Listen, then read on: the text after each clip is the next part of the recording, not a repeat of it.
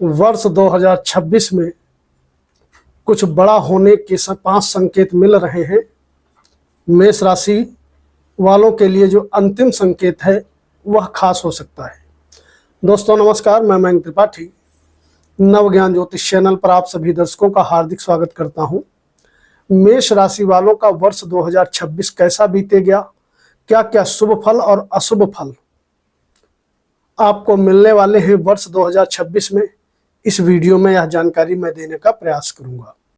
यह राशिफल सभी मेष राशि वाले अपने चंद्र कुंडली के अनुसार देखें। शुरू करते हैं राशिफल, और आगे बढ़ने से पहले मैं आपको बता दूं, वार्षिक राशिफल हमेशा 4 ग्रहों की शुभता और अशुभता पर निर्भर करता है। शनि, राहु, केतु और गुरु, क्योंकि ये 4 ग्रह ऐसे हैं जिस जगह पे ही गोचर करने लगे उस जगह पे सालों साल गोचर किया करते हैं। जैसे कि शनि 2.5 वर्ष, राहु केतु 18 महीने और गुरु लगभग 13 महीने।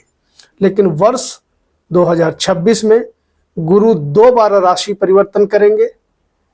कुछ दिन ये मिथुन में रहेंगे, उसके बाद फिर कर्क में जाएंगे और उसके बाद फिर सिंह राशि में प्रवेश करेंगे। शुरू करते हैं राशिफल, और आपको बता दें कि मेष राशि वालों पर शनि की 7.5 चल रही है और पूरा वर्ष शनि की 7.5 आपकी चलती रहेगी।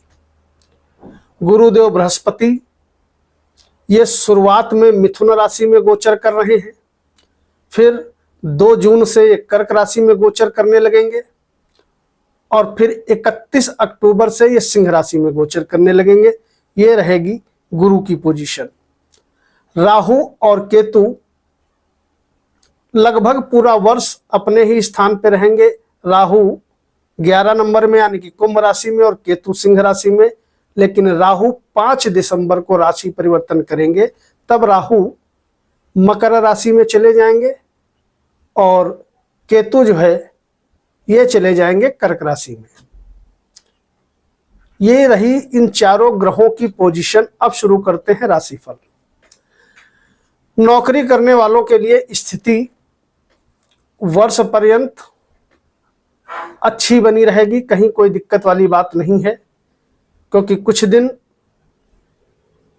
गुरु गोचर करेंगे 3रे भाव में, तो कुछ दिन 4थे भाव में गोचर करेंगे।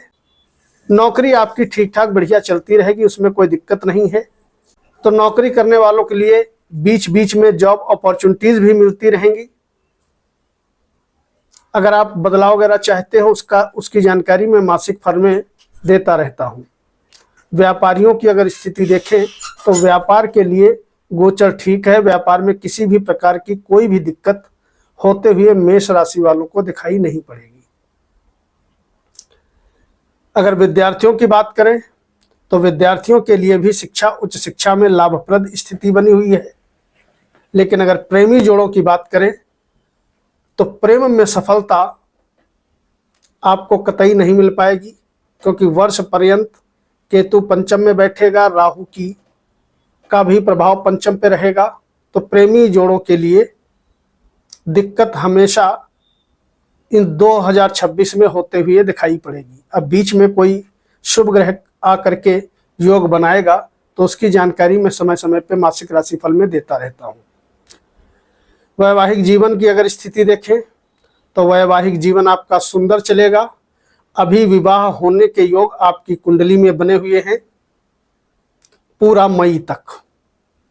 मई 2026 तक विवाह होने के योग बने हैं और उसके बाद भी वैवाहिक जीवन आपका अच्छा रहेगा, कहीं कोई दिक्कत नजर नहीं आ रही है। इसके बाद अगर बात करें नया मकान वाहन आदि की खरीदारी के योग, तो वर्ष 2026 में गुरुदेव बृहस्पति जब 2 जून को कर्क राशि में जाएंगे तो 2 जून से लगा करके 30 अक्टूबर तक का नया मकान मिलना, वाहन मिलना, जमीन जायदाद की प्राप्ति होना, प्लॉट या फ्लैट परचेज कर लेना, इस प्रकार के योग मेष वालों के कुंडली में बनते हुए नजर आएंगे। उस समय आपको इन चीजों की उपलब्धि हो जाएगी। लंबे समय से अगर प्लानिंग कर रहे हो तो तो आपको सफलता मिलेगी।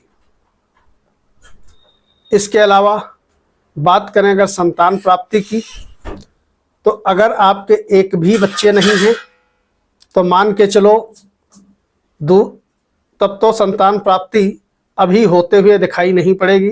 पहली संतान के योग मेष राशि वालों के कुंडली में बनेंगे जब गुरुदेव बृहस्पति 31 अक्टूबर को सिंह राशि में प्रवेश कर जाएंगे, तब आपको संतान की प्राप्ति हो सकती है। उस समय यदि आप प्रयास करोगे तो निश्चित यह कामना पूरी होगी। लेकिन अगर एक बच्चा आपके पहले से है, दूसरी और तीसरी संतान चाहते हो, तो आपकी कुंडली में 2 जून तक का योग बना हुआ है दूसरी और तीसरी संतान का। आप प्रयास करेंगे तो आपको संतान की प्राप्ति हो जाएगी, चाहे दूसरे संतान की कामना हो या तीसरे संतान की कामना हो। इसके अलावा अब अगर बात करें भाग्य की, तो भाग्य भैया आपका शुरुआत से लगा करके लगभग पूरा वर्ष बढ़िया रहेगा। उसका कारण है शुरुआत में गुरुदेव बृहस्पति जो आपके भाग्य के मालिक हैं, ये अपने ही भाव पे दृष्टि डाल रहे हैं। बीच में ये उच्च के हो जाएंगे और फिर 31 अक्टूबर से ये अपने स्थान से 9 पंचम योग बना देंगे। तो सबसे बड़ा और जो खास पॉइंट ये है कि भाग्य वर्ष पर्यंत आपका साथ देता रहेगा, जिसके फल स्वरूप मेष राशि वालों के 7.5 चलने के बावजूद भी सफलता कदम चूमेगी। इसके बाद अगर यात्राओं की बात करें तो यात्राओं के योग वैसे तो बीच बीच में बनते रहते हैं, लेकिन जब गुरुदेव बृहस्पति कर्क राशि में गोचर करेंगे, डेट मैंने पीछे बता रखी है, उस समय प्रबल रूप से यात्राओं के भी योग बनेंगे, देश विदेश जाने के योग बनेंगे और साथ ही साथ देश विदेश से धन लाभ होने के भी प्रबल योग बनेंगे। क्योंकि जब गुरुदेव बृहस्पति उच्च के होंगे तो अपने भाव पे 12वें भाव पे दृष्टि डालेंगे, शनि पर दृष्टि रहेगी। शनि ऑलरेडी गुरुदेव बृहस्पति के घर में गोचर कर रहे हैं। अब इसके अलावा समय समय पे आपको मान सम्मान भी मिलेगा, ऐसे योग बने हुए हैं। स्वास्थ्य के दृष्टिकोण से अगर देखें तो वर्ष 2026 मेष राशि वालों का बहुत अच्छा रहेगा, कहीं कोई दिक्कत नहीं है। नया काम कोई कारोबार शुरू करना चाहते हैं तो आप शुरू कर सकते हैं, खाली शुभ मुहूर्त का ध्यान रखिएगा और कोशिश ये करिएगा कोई भी नया काम कारोबार करें तो सेल्फ में करें, पार्टनरशिप में ना करें तो आपके लिए अच्छा है, क्योंकि पार्टनरशिप के लिए वर्ष बहुत बढ़िया नहीं है। अगर धन की स्थिति देखें तो पूरा वर्ष